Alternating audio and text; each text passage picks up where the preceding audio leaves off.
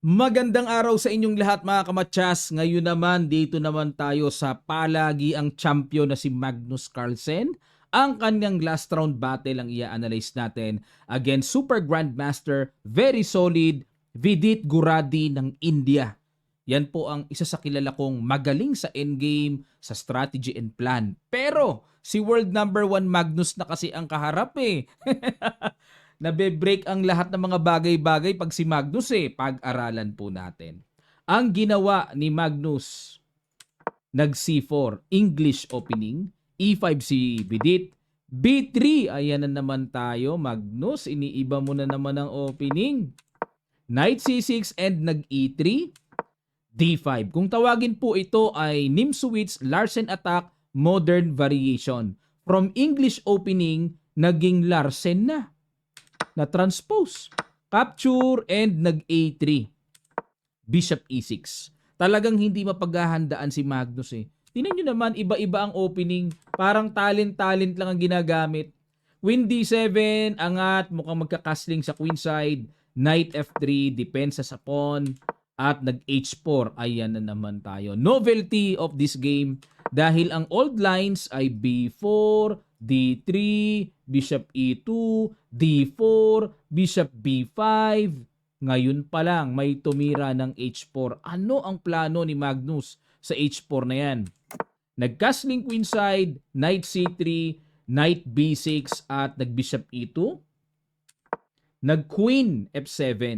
Naispatan dito ni Vidit na teka muna, weak ang pawn mo sa B3 na obliga tuloy na mag B4 at nag-Bishop B3, umatake pa rin, Queen B1 at nag-H6. Yun lang.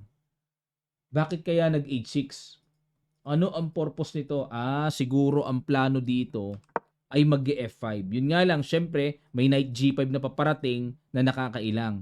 Ang plano ay F5 tapos titirahan ng E4 mga kamatsas at papaalisin ng Knight dyan and Knight E5, Knight D3. Medyo malayo-layo yung strategic plan, ano? Kaya nag-H6 dito, nag-Knight E4. Binigyan ng bad move si Magnus. Sa computer, ang gusto ay B5. Tapos pag nag-Knight A5, saka pa lang magdi-D4. Ayun. Paalis muna sa Knight para maka-D4. Pero iba ang gusto ni Magnus. Nag-Knight E4 siya, nag-F5, Knight C5, pasok doon, kinapture, capture, at nag-Knight A4. Simple lang ang plano para kuhanin ang pawn sa C5 at nag-Bishop takes E5. Yun lang. Ang ganda nga ng Bishop takes. Rook HE8. Ang ganda rin ng binitawang counter move dito. At nag-Bishop F4, iwas, Knight takes C5, nag-castling na para tago na. At hindi ba pwedeng bombahin dyan? Hindi, sapat na sapat ang control ng puti no? Knight E4, inatake ni Vidit ang pawn sa D2 pero another bad move na naman sa computer. At isa pang nakikita ko dito, hindi lang Knight E4, kundi maka G5 at maatake ang king dyan. Nag-Rook C1. Pakain na yung pawn sa D2. Genie 5, ayan na nga, good move. Kailangan kasi buksan talaga ni Vidit para maka-atake siya eh. Bishop H2, hindi tinanggap ang hamon sa G5. Bishop D5. Bakit ano mangyayari kung capturein ang pawn sa D2? Magku-Queen B2 lang. Ang lalim naman nito.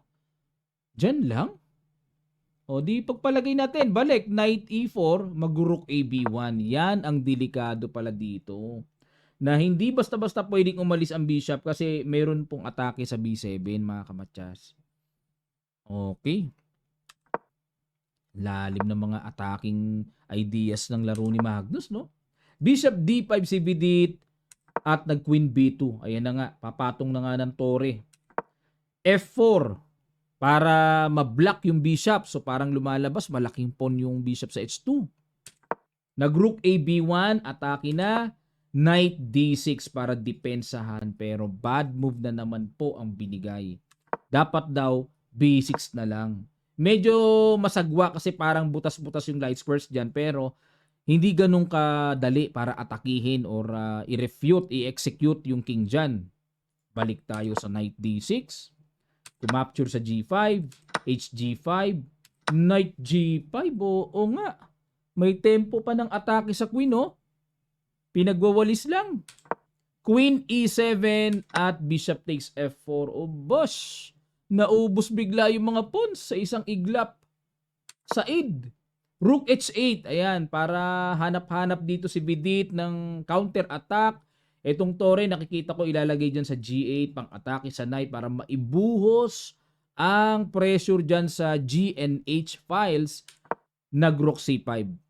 Kailangan din pong magmadali ni Magnus na humanap ng pangsira sa planong malakas na paparating. At dito po mga kamatsas, nang gulat si Vidit, talagang desperado na. Boom! Sinakripisan si Magnus sa inis. Kinapture lang, Rook DG8. Ayan, nako po. Pin ang Knight pero ang nakikita kong plano dito ay yung Queen H7 para ipang check. O yan, may matchas, may mating attack. Kasi hindi naman makakagamit ng function ang Knight eh. Gawa ng anlakas ng pin. Nag-Bishop G4 check, King D8 at dito po mga kamatchas, sa huling bitaw ng world number 1, napasakamay niya ang kampyonato ng torneyong ito. Naparesign si Vidit. Pakiguess nyo sa ilang sandali lang, tutuloy kagad natin. Start.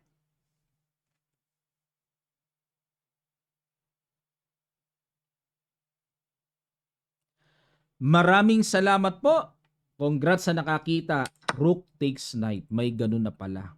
Resign si Vidit. Bakit po? Kasi pag kinapture ang Rook, may Queen to B8 matchas. Harang. Okay? Matchas. Kapag hindi naman kinapture, halimbawa kung ito ang capturein, yung Knight sa G5, bitin naman yung Torre doon. Grabe, sukat na sukat talaga. Walang kabuhay-buhay ang magiging position pag ng malaon. Queen D4 check. Balik na naman ang Knight. Capture.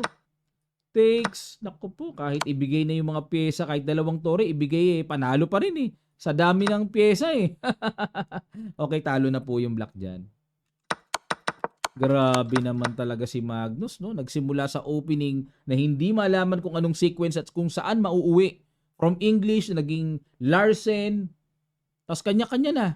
Kanya-kanyang understanding na. Ang lupit ng over-the-board understanding ni Magnus. Napaka-talented na kumapa ng posisyon, mga kamatsas.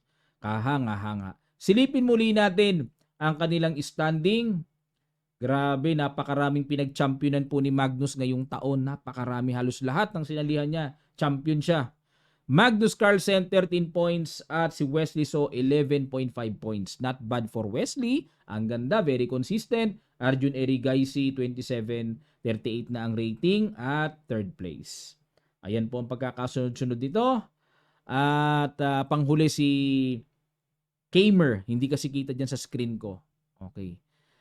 Maraming salamat po mga kamatya sa inyong ipinangtutok dito sa ating mga sinubaybayang games. At kung kayo po ay mayroon pang gustong ipa-analyze na mga laban mula dito, pakilapag nyo lang po sa comment section below. Halimbawa, Daniel Dubo versus Pragnananda. Coach, paki-analyze, ang ganda. O, halimbawa lang naman. Titingnan ko, ba, ganda nga ah. Pasadahan nating i-analyze. Okay po, maraming salamat po mga kamatya sa inyong matigang panonood. Sana po lagi kayong makasuporta. Subscribe na po kayo sa channel natin kung di pa kayo nakakapag-subscribe. At mag-follow na rin kayo sa ating mga pages. Kamatyas Facebook page at ang ating I am Roderick Nava Facebook page. Maraming salamat. Magkita-kita pa tayo sa mga susunod pang chess updates.